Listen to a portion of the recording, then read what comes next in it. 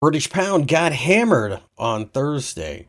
When you look at the daily chart of the British pound, you can see that we started selling off right away on Thursday, and it's probably worth noting that the bonds in Great Britain have seen a spike in yields, and that seems to be causing some concerns with the United Kingdom overall.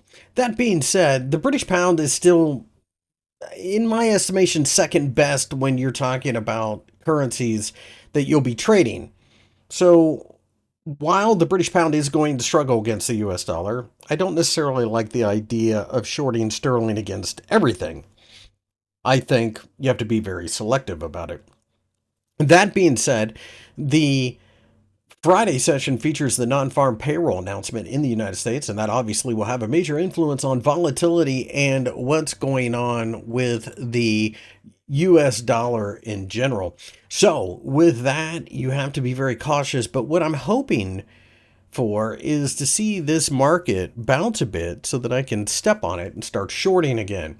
I'd be very interested in shorting near the 1.25 level if we get that high, but we may only get a bounce to the 1.2350 level. You will just have to watch the action as to how it behaves. All things being equal, I think we have a scenario where traders will continue to look at this as a market that is going to be very volatile and favor the greenback, but that doesn't necessarily mean that this is a market that you want to sleep on. I think, although the British pound is weaker against the US dollar, a lot of times you can use this chart as a gauge for something like pound against Swiss franc or pound against Canadian dollar, whatever.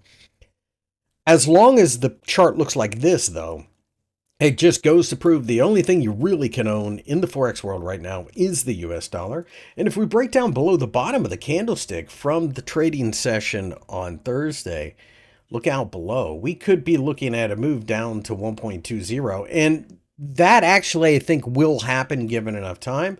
But I do expect the British pound to at least put up somewhat of a fight.